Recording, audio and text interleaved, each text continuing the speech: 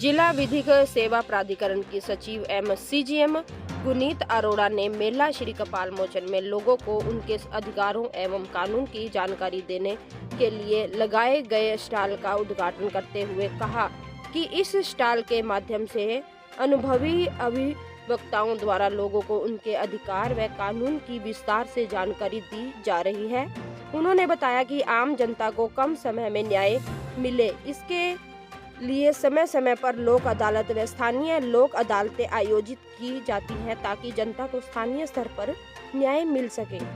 लोक अदालत शीघ्र व सस्ते न्याय का सबसे बेहतर माध्यम है और इससे न केवल केसों में शामिल दोनों पक्षों के समय और धन की भी बचत होती है, बल्कि आपसी सहमति से मामले का निपटारा होने से संबंधित टूट भी समाप्त हो जाती है। श्रीमती गुनीत अरोड़ा ने यह भी बताया कि आपसी सहमति से हल हो सकने वाले मामले में लोक अदालत बहुत ही कारगर सिद्ध हो रही है और लोक अदालत में सुनाए गए फैसलों की भी उतनी ही अहमियत है जितनी सामान्य अदालत में सुनाए गए फैसले की होती है। उन्होंने यह भी बताया कि लोक अदालत में सुनाए गए फैसले के खिलाफ अपील दायर नहीं की जा सकती। लोक अदालत में सस्ता और दुर्लभ न्याय मिलता है।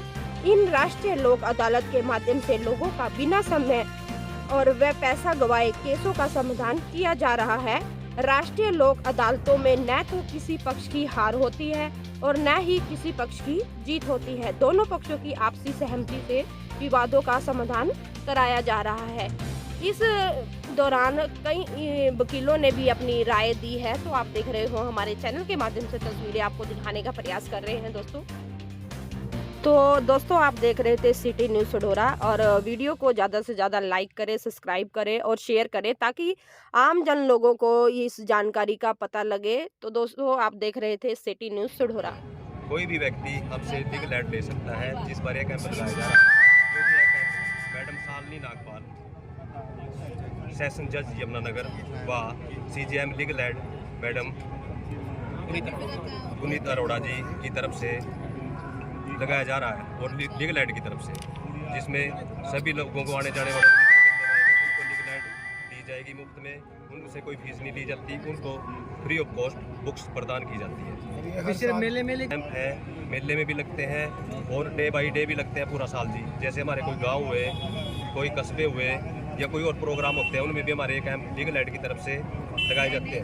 कैंप का मकसद क्या है? हमारे कैंप का ये मकसद है, कोई गरीब आदमी है, कोई विडो लेडीज है जिसके पास इनकम का सोर्स नहीं है, उसको फ्री में लीगल एड दी जाती है। उसको फ्री में लीगल एड की तरफ से कौंसल वकील दिया जाता है कि वो फ्री में कोर्ट के अंदर अपना केस लड़ सकती है या लड़ सकता है। कोई 60 साल से ऊपर का बुजुर्ग हो, उसको भी फ्री में वकील मुहैया कराया जाता है, जिसकी फीस गवर्नमेंट की तरफ से एडवोकेट को दी जाती है, जो लीगल एड एडवोकेट पैनल पे मौजूद है। अभी तक कितने केसेस आपने लड़े हैं, मतलब कि जो फ्री में आपने सेवाएं दी हैं? फ्री में हमारे कई हजार केस हमारी डिस्ट्रिक्ट से ही कंप्लीट हुए हैं, जो लीगल एड की तरफ से फ्री ऑफ कॉस्ट लड़े गए हैं। ऐसे ही बिलासपुर में भी फ्री ऑफ कॉस्ट काफ़ी केस लड़े हुए हैं। हमारे जो पैनल एडवोकेट है इस समय यमुनानगर में और बिलासपुर में, वो सैकड़ों की यानी कि 100 की संख्या में होंगे जो फ्री में लीगल एड देते हैं। और फ्री में जो हमारे क्लिनिक लगते हैं उनमें फ्री लीगल एड देते हैं, वो जाके गाँव के अंदर। ये कैंप सुबह से लेकर अब तक हमारे पास 5-6 केस ऐसे आए हैं जिसने किसी ने डाइवोर्स पिटीशन के बारे में हमारे से पूछा है, किसी ने हमारे से खेती-बाड़ी के केसों के बारे में पूछा है, और दूसरे केस जितने भी होते हैं रेवेन्यू के बारे में, तकसीम के केस और एनीथिंग जितने भी केस होते हैं हमारे यहाँ, उनके सारे के बारे में डिस्कस हुई। ये कैंप कब तक लगेगा सर? ये हमारा जब तक मेला रहेगा, ये जब तक मेला कंटिन्यू चलेगा तब तक रहेगा, और ये सुबह 10 बजे से लेकर 5 बजे तक कंटिन्यू चलता है, जिसमें हमारे पैनल के 2 एडवोकेट मौजूद रहते हैं। साथ में हमारा जो स्टाफ है लीगल एड सर्विस का, बिलासपुर का और यमुनानगर का, वो भी साथ में रहते हैं। ये वकील हमारे कम से कम 100 वकील डिस्ट्रिक्ट में पैनल एडवोकेट हैं जो लीगल एड देते हैं। लीगल में केस के लिए क्या क्राइटेरिया है सर? क्राइटेरिया तो ये है जी, हमारे पास कोई भी क्लाइंट आएगा, वो क्लाइंट हमारे से पूछेगा कि मेरे को लीगल एड चाहिए जी, हम उसकी एप्लीकेशन लगवाएंगे। लीगल एड के लिए उसकी इनकम ऑफ सोर्स देखा जाएगा, वो विडो है या 60 साल से ऊपर है या उसके पास इनकम का सोर्स कम है, वो एप्लीकेशन देगा। उसकी एप्लीकेशन डाउनलोड करी जाएगी, उसके बाद उसको मुहैया कर दिया जाएगा। उसकी जितनी भी उसकी फीस होगी वो स्टेट गवर्नमेंट के बाद उसके बाद कहाँ मिलेगा।